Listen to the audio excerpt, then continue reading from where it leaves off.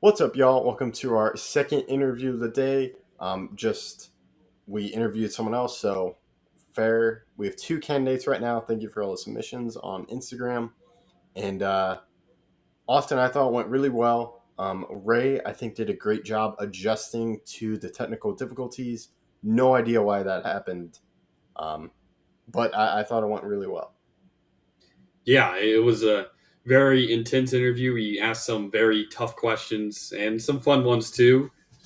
We got his opinion on something that Jake disagreed with Kevin and I on, but Ray agreed, and that was a very important question to ask. And who knows, maybe it'll be a reason why we choose him over Jake. But we still haven't made that choice, and that'll come March 9th.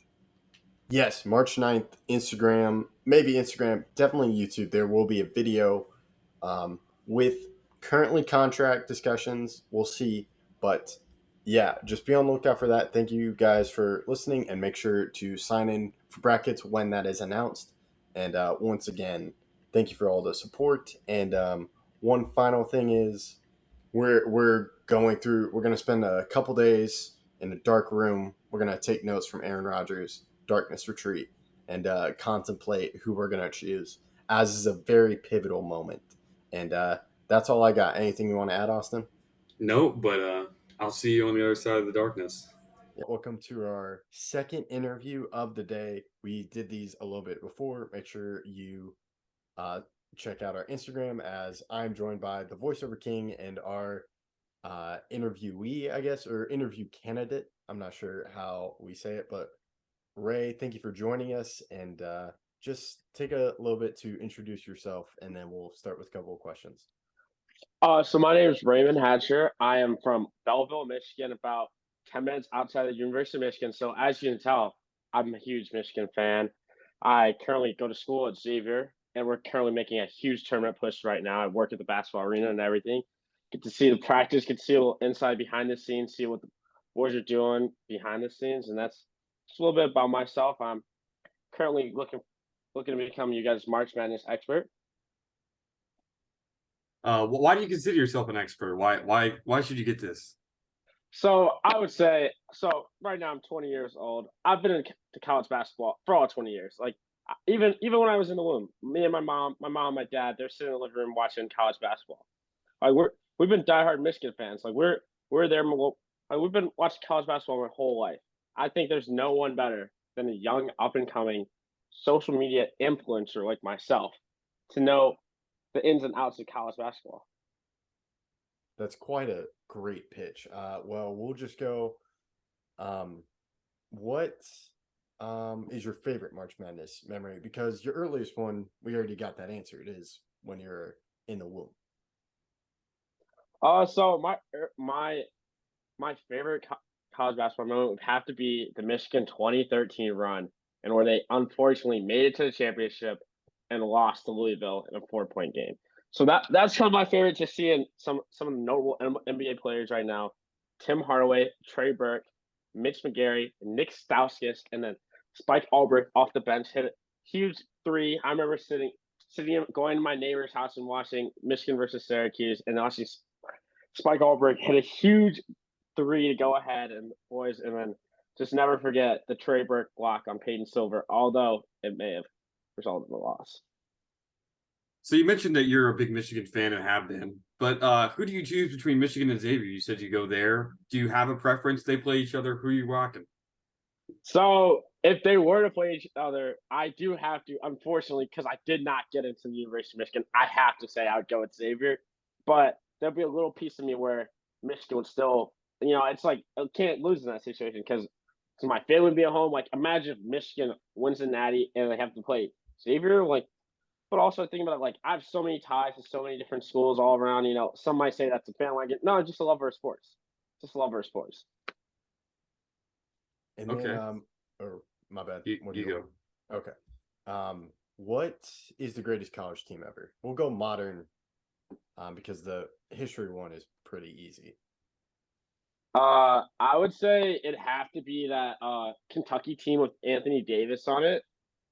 That has to be one of either that team or one of the super recent for myself would be that Duke team with Zion, Cam Reddish, and I think it's Uh, RJ what? Barrett. Yeah, RJ Barrett. Yeah, unfortunately, he doesn't do his thing in the NBA, so I forgot about him. Yeah. Okay. Oh, that's a good answer. A team that didn't win the title, but I remember the hype with that team. Well, it either had to be them or like you got. So the high school I went to, Cassius Winston went there, and so like I'd have to say any team with Cassius on them because unfortunately, due to the pandemic, they would have won it all in 2020. I know a lot of teams can have a claim to that, but I think they would have had a really good shot. Him coming back for his senior year, just a lot of magical moments going on that season. Yeah, I can agree. I thought Michigan State was going to win it all. Them or Dayton, both of those teams were prime for a big run and had a lot of really good players on it. But who is the best college player? So you said that Duke team with Zion. Would you say Zion's the best college player ever, or where would you go? I would say he's the best college attraction. I'd say like the type of attention that he brings to college basketball, but I'd say probably the best player would have to be like one of those players that is really known for their college play. It's not just because you can't translate to the NBA. Like I think of like a Luka Garza or a maybe a Tyler Hansborough.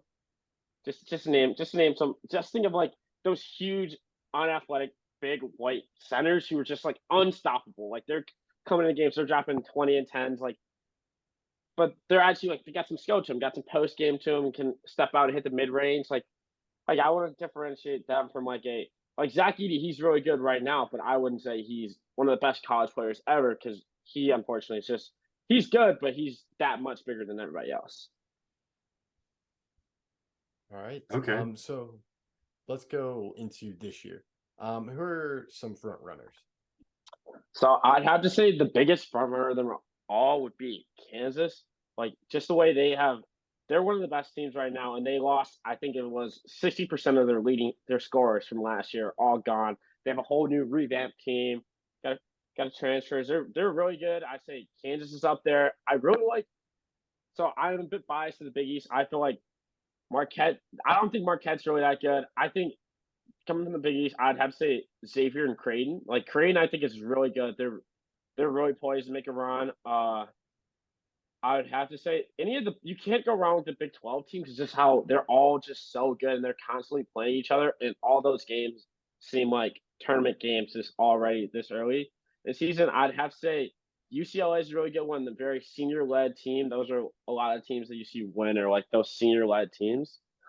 And then just to round out, I'd have to say, uh, I think I feel like Michigan could make a run. They did just win the day. They had a huge win today against Wisconsin at the time of this recording.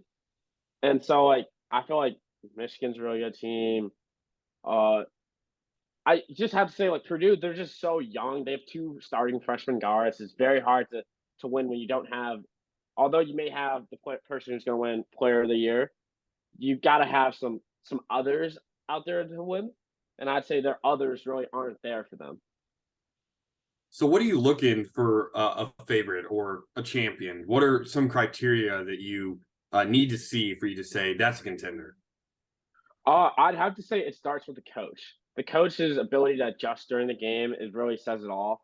Like say like a Bill Self or maybe a Coach K who's retired now, but someone who's able to make good adjustments during the game, hold the right strings, put this player in, and willing to make those risky decisions who know that may have some backlash for them.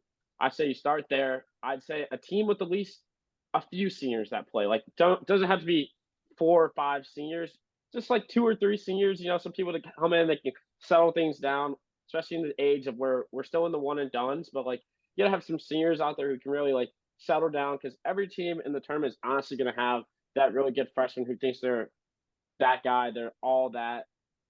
I'd say there, and then you gotta have that.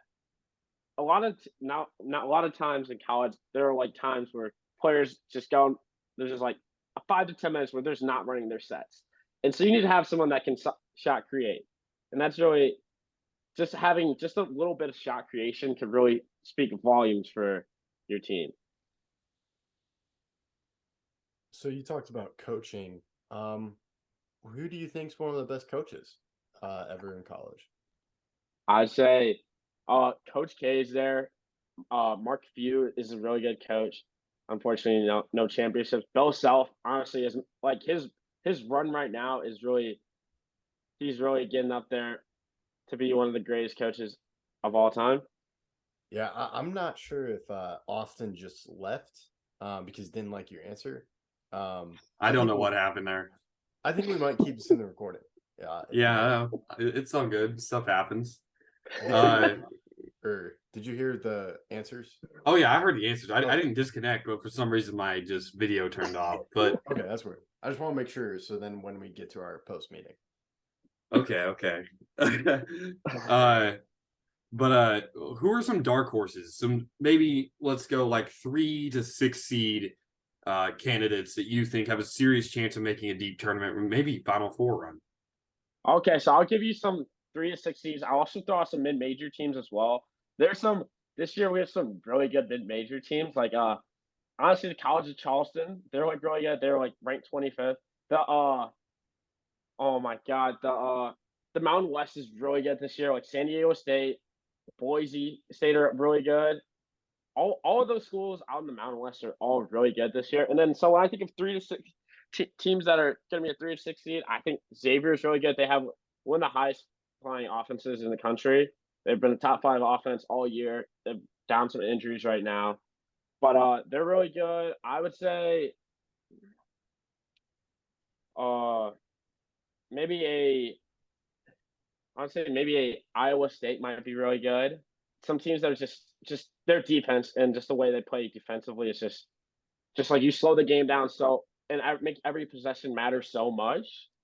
Uh, got Iowa State, got Xavier, uh, Creighton, who is like I think they're like +1,000 like favorite. They're really good. Trying to think of some teams. I can't because like this year I feel like there's just so much parity in college basketball that where like it's really difficult to decide who's going to be a dark horse because everybody's looking for a dark horse this year because there are so many of the. I think there's been number one seed has lost 6 times this year. Yeah, that's a pretty impressive stat. Now, kind of piggybacking on that, what are some Cinderellas? So I'd say 7 and below that you think could make a big tournament run, or a team that maybe is underseeded in your mind that you think should be seeded higher. uh, when I I don't think want of to have it again. when Yeah, I no think of idea a either. maybe underseeded team, I want to say like I'll give some love here to let's say the ACCs and like I guess they're gonna be underseeded, but like some of the blue bloods like a Duke or a UNC who honestly just may make a run just because they're Duke or UNC. Like UNC, they're returning a lot of their players from last year. They've they've not had the best season, but if they get in, they can make a run. Uh, UNC Duke are really good. Maybe a Michigan State may make a run. Although I think their team is very down, but I think when you think of those Cinderella runs, it really comes from a lot of it is like coaching.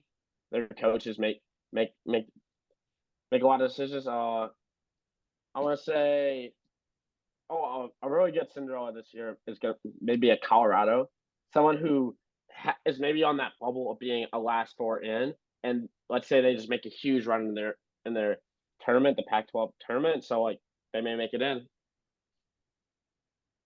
Okay. And then we talked about rankings a little bit in our previous interview, and you mentioned that stat about the number one team losing 6 times. Do you how much do you care about the rankings in the top 25?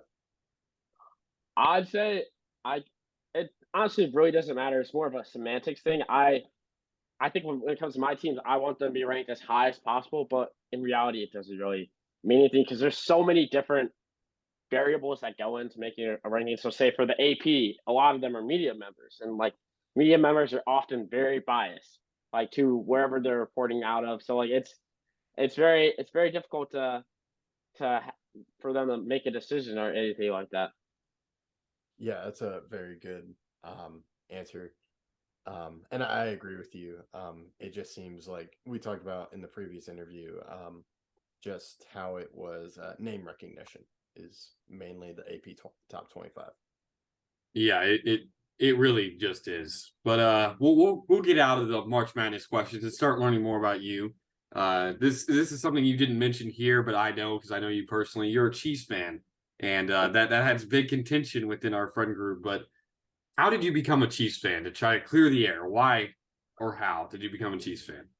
Okay, so how it started is we're gonna take it back to the year, let's say 2019. And so I'm sitting in my living room. I'm watching football. I got the 8 different boxes going on because we got Sunday ticket. And so I'm watching all the football games. My dad's sitting there on the couch next to me. My little brother's there as well. And they're zoned in. We got the audio on for the Lions game. And after seeing them, let's just throw a team out there. They probably lost to them. Let's say they're probably playing the Ravens. They lose to the Ravens, and then that'd be so let's say 2018. Probably I was probably 16. That'd been 16 years of watching them be absolute garbage. And so I was like, enough's enough. And I see this perfect man, about 6'4" in stature, 230 something ish pounds, going out there with just a rocket for a right arm, and I'm like, that's gonna be my quarterback for the next 20 years. And then from that moment, I said, Patrick Mahomes, my guy, Chiefs fan for life. That's all. That's all. That's all it really is. So you Okay, converted to Mahomes, the Mahomes life or Mahomes fandom. Yes, yes. are I'm. you I'm more of a more. Mahomes fan than you are a Chiefs fan?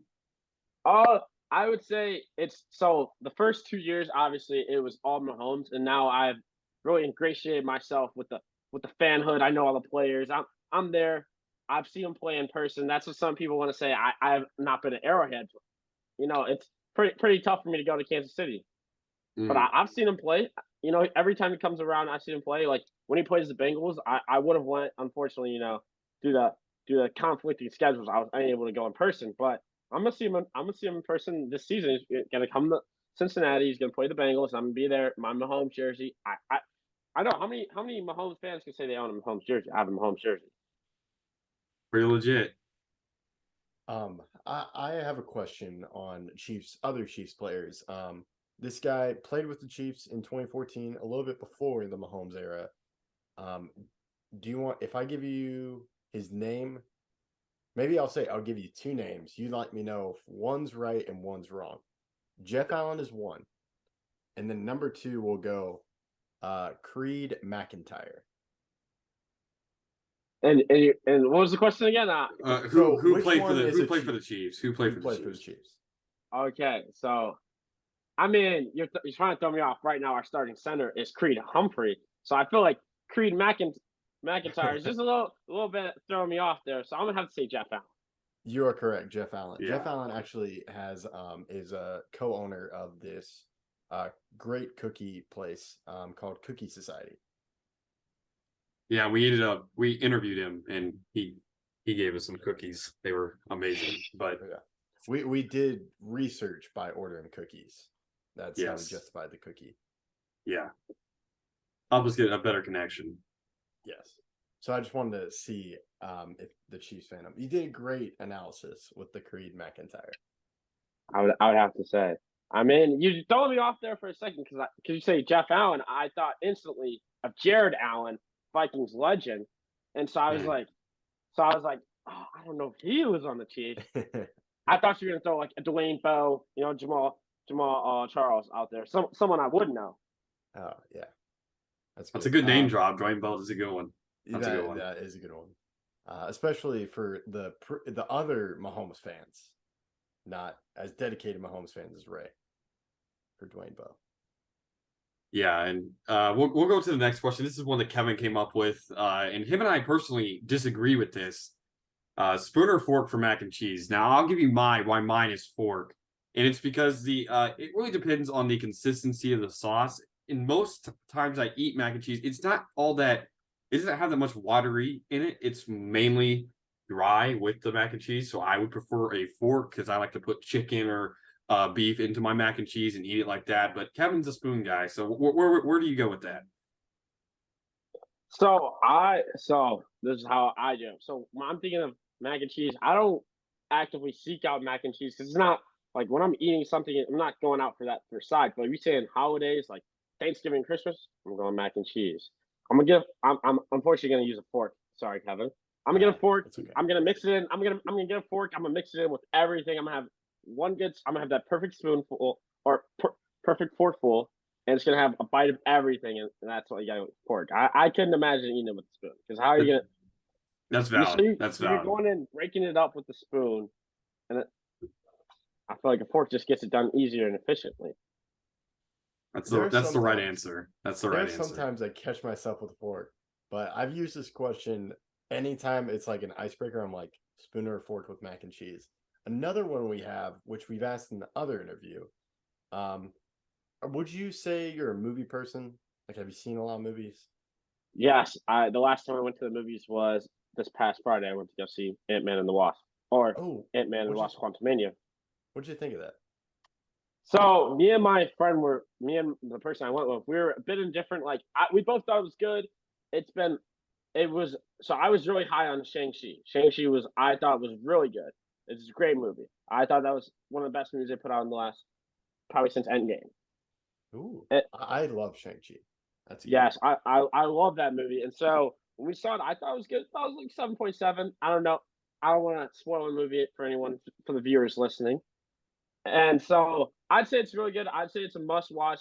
And if you want to understand the Marvel Universe and what's going to be going on in the next phase and the rest of phase four. But I mean, I think it's pretty good. Shout out my boy Jonathan Majors. He's on a big run of movies right now. I think he crushed it. I the thing that it wasn't literally right when I got to the movies. I sat down in my seat and I had the realization that I was like, dang, I've not seen Ant-Man and the Wasp, Oh, which is the movie leading right up to this one. And I was like, oh, I was like talking to my boy during the movie. I'm like, dang, I just realized I didn't see the precursor of this movie, and I was like, because I literally sitting there, and so for the viewers, give you some context. So Paul Rudd, Ant Man, he's married. I think he's dating the Wasp, but before that he was married, had a wife, and they had a kid, Kathy, and I did not know she even existed. I knew who she was, I didn't know she existed. So she apparently is like basically the new movie is like revolved all around her. She is like, I'd say next to Paul Rudd, the biggest character. She has most screen time. She's in virtually the whole movie, and so I didn't know who she was and their whole background. So I was a bit lost about that. okay. I kind of agree with you on the rating. I thought it was good. I'd give it around a 7. But we do have a movie question. So out of these three movies, which ones are the best? A, Avatar 2, B, Puss in Boots, and then Puss in Boots 2. And then 3, one that released in March last year, The Batman.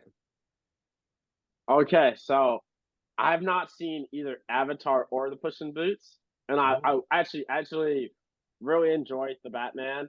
I literally was like trying to convince my friend the other day. I was like, let's just watch the Batman. He's like, no, we can't watch a 3 hour movie, but I mean, it's peak cinema. 3 hours of riveting peak cinema. Cinema.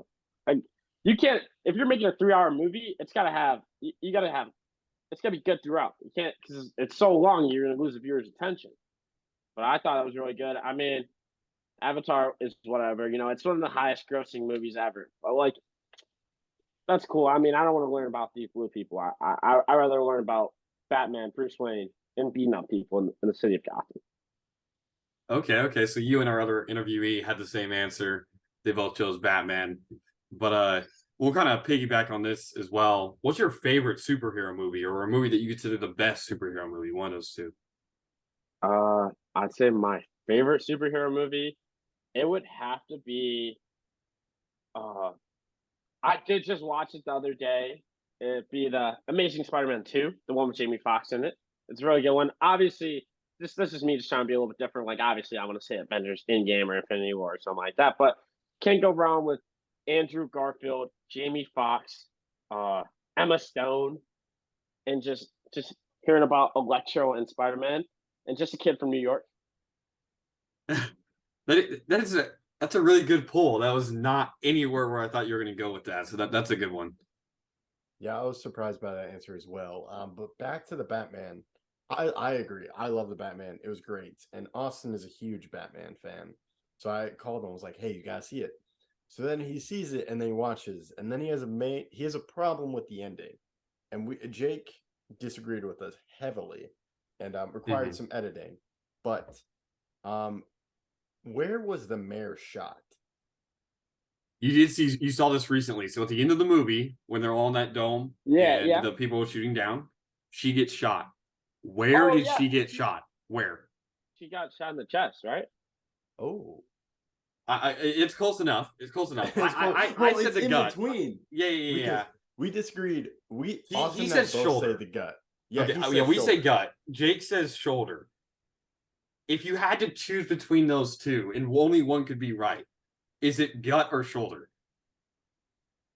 Like she got shot like down here, right? Yeah, Yeah. okay, yeah. That'd be like the gut.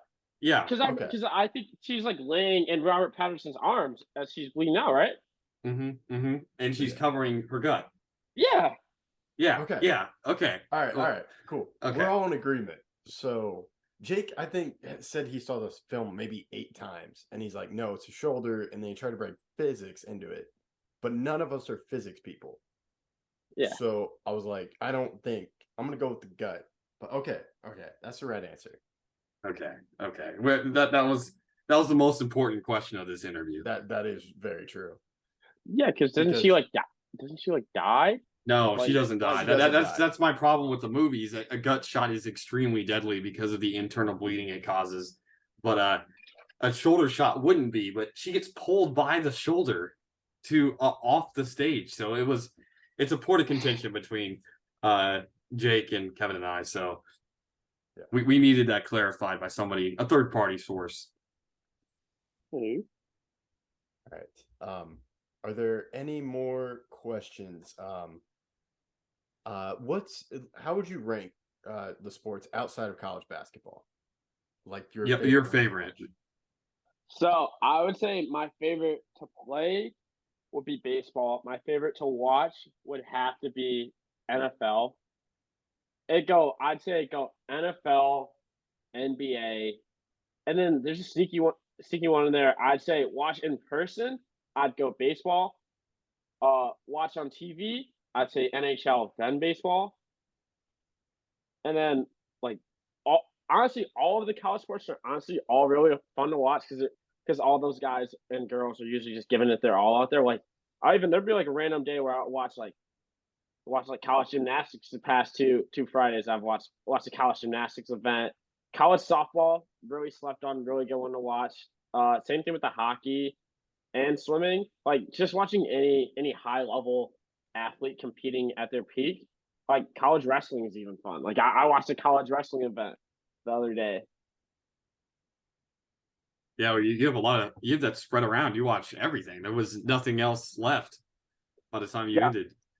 Well, I mean, like, a lot of them like are really fun to watch. Like, I know Austin, you're a big hockey guy, and so hockey is actually like I can't watch it in person. I just too much going on.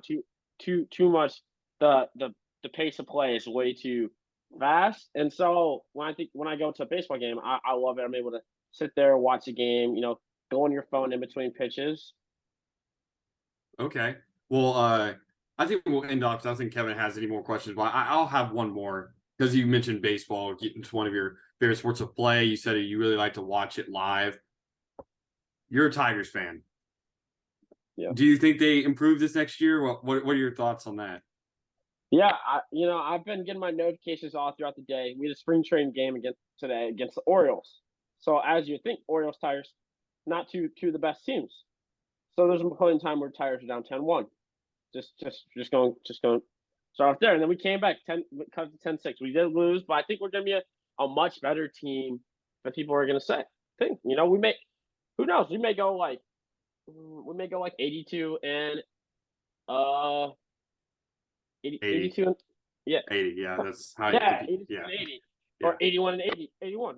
We're going to be a 500 team. That's all I can hope for. Going from first overall picks the past few years, we're going to be a 500 team. That's all I can hope for. We got rid of Al Avila. That's our former GM. He sucked, garbage. Got rid of him. That's all we needed. And then we traded away our only all-star, unfortunately. But we got some great pieces from the Phillies. So I think we're going to be really good. Miguel Cabrera, farewell season. Hopefully, make the playoffs. He's gonna do his thing. And so I'd say that that'd be pretty much it all. I mean, Tigers are going to be a great team. We're back up. It hurts to see. I grew up watching Max Scherzer, Justin Verlander, Anibal Sanchez, Miguel Cabrera, all of them just on one team. Victor Martinez, Prince Fielder, all of them together. David Price, Yeah, Rick Porcello. There were so many Cy Young winners just right there. There's 4 when we just mentioned. So yeah. that's a lot not to win a ring. So that must be a very hard fanship to continue. Yeah, and then especially like if I see this current Mets team, if they win it all, it might just break my heart to see Max Scherzer and Justin Verlander up there together. I might break down. I might break down in tears. I just to think of because you know in 20 years there's gonna be that. Well, they're already doing it now. But the picture of David Price, or David Price, Max Scherzer, Justin Verlander, and Anibal Sanchez, all 4 of them together. They all somehow have championship rings. They're all on a team together, and unfortunately, somehow the Tigers didn't win anything with them. And just to see that picture 25 years later, what could have been with this team, it's gonna sting. That one's gonna hurt my heart for the rest of my life. Yeah, and the one you didn't mention, Porcello, also won a ring in 2018 with the Red Sox, and he also won a Cy Young. So that's 4 Cy Young winners and 5 championships for the 5 starters for the Tigers. So that's tough. I respect that you're still with them, and I hope they do well just for your sake. It's tough being a Detroit sports fan. You know, I got the Pistons, the Tigers, and then I got Michigan. But you see, I left out the Lions. I got the Red Wings too. The Red Wings are all me, but not the Lions. The Lions suck. No. Well, yeah, I think that's a great little baseball discussion as we start entering the baseball season. So, Ray, thank you again for joining us. Our agents will be in contact with your agents. Wish you the best of luck. Wish Michigan and Xavier best of luck. And we'll see if what predictions come true just from this video. Thank you so much for joining us. Well, thanks for having me.